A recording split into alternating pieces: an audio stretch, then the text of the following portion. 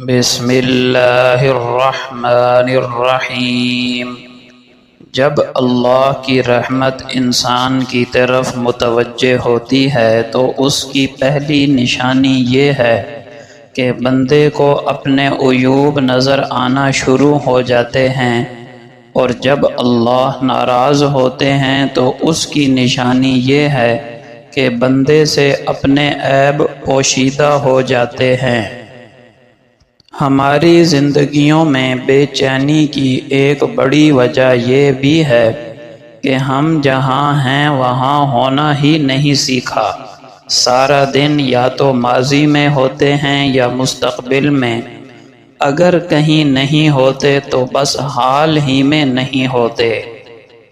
چھوٹی چھوٹی چیزوں سے لطف اندوز ہوں، ایک دن آپ پیچھے مڑ کر دیکھیں گے کہ وہ بڑی چیزیں تھیں۔ اپنی اولاد کے لیے سہولیات زندگی سے زیادہ ان کی تربیت کی فکر کرو۔ پرندے اپنے بچوں کو پرواز سکھاتے ہیں، گھونسلے بنا کر نہیں دیتے۔ اچھی چیزوں میں خود کو مصروف رکھو، نہیں تو بری چیزوں میں خود ہی مصروف ہو جاؤ گے۔ معمولی سے خاص بننے میں لامحدود عرصہ لگتا ہے، مگر خاص کو معمولی بننے میں مختصر مدت کافی ہے۔ دعا سے دوری انسان کو دوا کے قریب لے آتی ہے۔ نیکی کرنے کے لیے آپ کا بہت مالدار ہونا ہی ضروری نہیں، بس دل میں نیکی کرنے کی آرزو ہونی چاہیے۔ کبھی کبھی کوئی چھوٹا سا کام کر کے بھی دل کو بہت سکون مل جاتا ہے، ذرا کوشش کر کے دیکھ لی جائے۔ فکر نہ کرو، میں ہر مشکل میں تمہارے ساتھ ہوں، یہ جملہ اکثر وہ بولتے ہیں جو وقت پڑنے پر کبھی دستیاب نہیں ہوتے۔ رزق کا وعدہ ہے پھر بھی سب پریشان ہیں، مغفرت کا وعدہ بھی نہیں پھر بھی کسی کو پرواہ نہیں۔ کسی سے اتنی نفرت بھی نہ کرو کہ ملنا پڑے تو مل نہ سکو، اور کسی سے اتنی محبت بھی نہ کرو کہ کبھی تنہا جینا پڑ جائے تو جی ہی نہ سکو۔ کھلی کتاب کے صفحے الٹتے رہتے ہیں، ہوا چلے نہ چلے دن پلٹتے رہتے ہیں۔ جو عورت شادی کے بعد میکے سے ٹیوشن لیتی ہے وہ طلاق کی ڈگری ضرور حاصل کر لیتی ہے۔ مرد وہ ہوتا ہے جو غصے میں بھی عورت سے بات کرنے کی تمیز نہ بھولے۔ رشتے بنانے سے پہلے رشتوں کا تقدس سیکھیے۔ باتیں بنانے کے لیے الفاظ تو بہت سارے میسر ہوتے ہیں، کردار بنانے کے لیے اعمال درکار ہوتے ہیں۔ اپنی خوشی کا آغاز باپ کو گلے لگا کر کریں۔ یاد رکھیں، باپ بوڑھا ہو کر نہیں مرتا، اکیلا ہو کر مرتا ہے۔ بوڑھی والدہ کچھ کرے نہ کرے، صرف تخت پر بیٹھی رہے، تب بھی لگتا ہے گھر میں ایک سکون کا گھنا سایہ ہے۔ جس کے ساتھ چلو اس کو پتہ چلنا چاہیے، اور جس کے خلاف چلو اسے بھی پتہ چلنا چاہیے۔ درمیانی راستہ منافقت کا ہے۔ مت کرنا غرور اپنے آپ پر اے انسان، رب نے نہ جانے کتنے تیرے جیسے مٹی سے بنا کر مٹی میں ملا دیے۔ سب سے پہلے اس انسان کو خوش رکھیں جسے آپ روزانہ شیشے میں دیکھتے ہیں، کیونکہ زندگی میں آپ کا خیال آپ سے بہتر کوئی نہیں رکھ سکتا۔ بات ہمیشہ تمیز سے اور اعتراض ہمیشہ دلیل سے کرو۔ اگر بات کے لیے تمیز نہیں اور اعتراض کے لیے دلیل نہیں تو پھر خاموش ہی رہا کرو۔ انسان کو توڑنے، چھوڑنے اور گرانے کے کئی طریقے ہیں، مگر اسے پانے، بنانے اور سنوارنے کا صرف ایک ہی طریقہ ہے، اور وہ ہے محبت۔ غم کو بھی اسی طرح قبول کرو جس طرح خوشی کو کرتے ہو، کیونکہ دونوں ایک ہی مصنف کے لکھے ہوئے ہیں۔ کسی کی راہ میں مشکلات پیدا کرنے سے پہلے سوچ لیں کہ آپ اس کی تو صرف دنیا خراب کر رہے ہیں، لیکن حقیقت میں اپنی دنیا و آخرت دونوں برباد کر رہے ہیں۔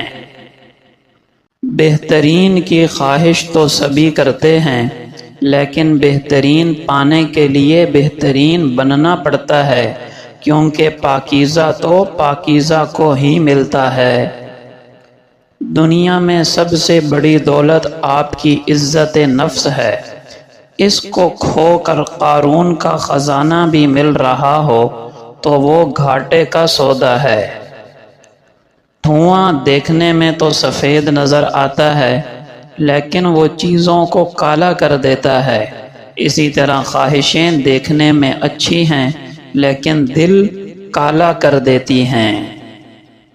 جس طرح شبنم کے قطرے مرجھائے ہوئے پھولوں کو تازگی بخشتے ہیں، اسی طرح اللہ کا ذکر مایوس دلوں کو سکون بخشتا ہے۔ خدا تو رزق دیتا ہے کیڑوں کو پتھر میں، تو کیوں پریشان ہے ہیرے موتی کے چکر میں؟ اڑ جا آسمان میں یا غوطہ لگا زمین میں، تجھے اتنا ہی ملے گا جتنا لکھا ہے تیری تقدیر میں۔ اگر کسی کو اپنا دوست بنانا چاہتے ہو تو اس سے قبل اسے غصہ دلاؤ۔ اگر وہ غصے میں اعتدال کا رویہ اختیار کرے تو پھر ہی اسے دوست بنانا، ورنہ وہ شخص دوستی کے قابل نہیں ہے۔ عورت کا بد اخلاق ہونا اس وقت جائز بلکہ واجب ہے جب معاملہ غیر محرم کے ساتھ ہو۔ سب سے زیادہ مضبوط انسان وہ ہے جو اپنی بری عادتیں چھوڑنے میں کامیاب ہو جائے۔ صبح کو جلدی اٹھنا اپنی زندگی گزارنے کی طرف پہلا مثبت قدم ہے۔ جو آج مفت کی نصیحت قبول نہیں کرے گا، اسے کل کو مہنگے داموں افسوس خریدنا پڑے گا۔ بھلائی اسی میں ہے کہ ہمیشہ خاموش رہو، کیونکہ مچھلی جب تک منہ نہیں کھولتی وہ کانٹے میں نہیں پھنستی۔ یہ بھی ایک کڑوا سچ ہے کہ پیٹ کی خاطر ان لوگوں سے بھی رشتے چھوٹ جاتے ہیں جنہوں نے ایک ہی پیٹ سے جنم لیا ہوتا ہے۔ یہ بات درست ہے کہ خیر کے راستے میں شروع میں کچھ تکالیف، پریشانیاں اور مشقت ہوتی ہے۔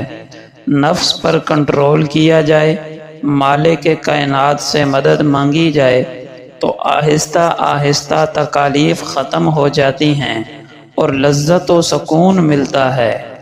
اس کے برعکس برائی میں کشش ہوتی ہے، لیکن جوں اس میں گرتے چلے جائیں تو سوائے پریشانی اور بے سکونی کے کچھ نہیں ملتا۔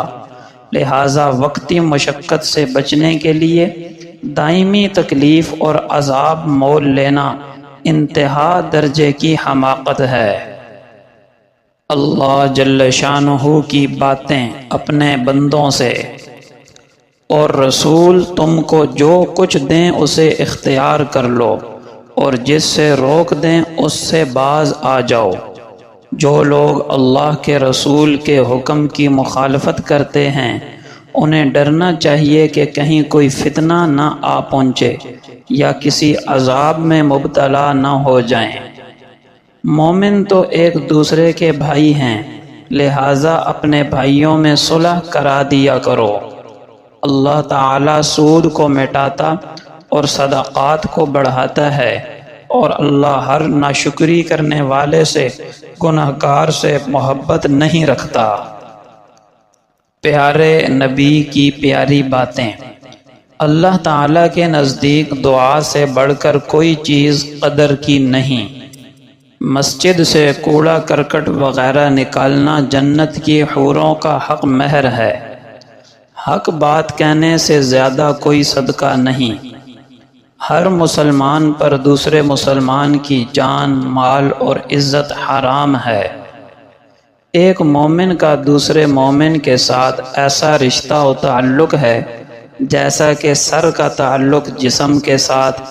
وہ اہل ایمان کی ہر تکلیف کو اس طرح محسوس کرتا ہے جس طرح سر پورے جسم میں کسی عضو، کسی حصے کی تکلیف محسوس کرتا ہے۔ مومن ایک دوسرے کے لیے ایک دیوار کی اینٹوں کی طرح ہوتے ہیں کہ ہر ایک دوسرے سے تقویت پاتا اور مضبوط ہوتا ہے۔